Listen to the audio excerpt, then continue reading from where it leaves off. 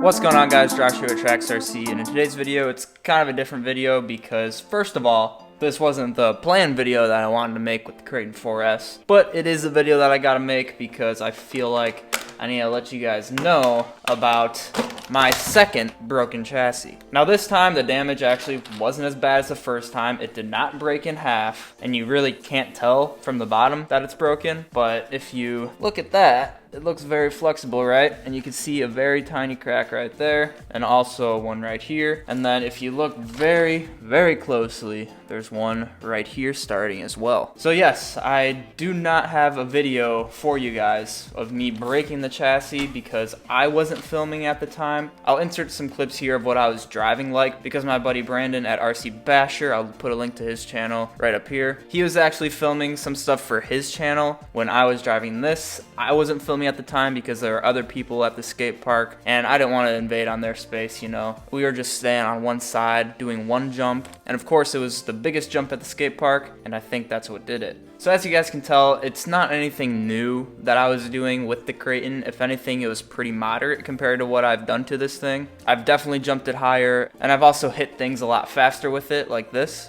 Jeez.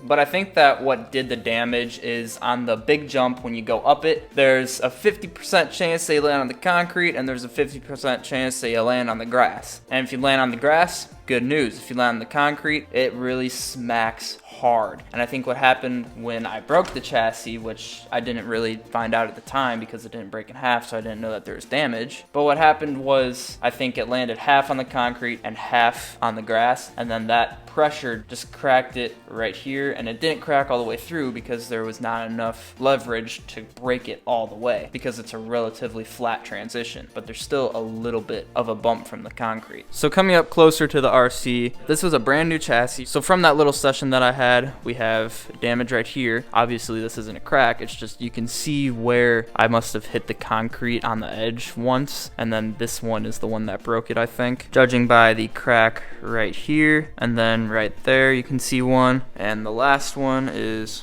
right there. And if I push down, you can see that it flexes a lot. Yeah, I mean, just look at that. It's very, very flimsy. So I'm not going to be fixing the chassis on camera. That's not the point of this video. The point of this video is to say my opinion on the Kraton 4S chassis. Since I broke in two already, the first one was from the tree, going full speed off a ramp, hitting that tree straight on, broke it right in half, and that was completely my fault. But I also am kind of questioning the amount of parts that broke in that video. I feel like it was a little bit extreme looking back on it. Now this chassis, on the other hand, I really don't think it should have broken from those impacts. So I think that I'm going to give the new chassis, once I install it, one more shot, and if it breaks, then I really know that these chassis are weak, and then I'll get the M2C bash bar to put on the bottom. It's basically an aluminum bar that goes from each skid plate right down the center, and it will just strengthen the chassis a little bit and prevent it from flexing. So I may get that in the future if I break another chassis, or I may put it on right away sometime soon after I install the new chassis to prevent me from breaking another one, because I've heard that it really stops that issue. I'm gonna work on installing the new chassis right now. Alright guys, really quick, I'm in the middle of putting on the new chassis. I did notice that there's some damage on the heatsink right there. Some of these fins are bent from slamming down on the plastic, and then also on the old chassis there is another crack right here under the motor. You can kind of see it right there, and then you can see right there too. And with everything off this chassis, it flexes a lot.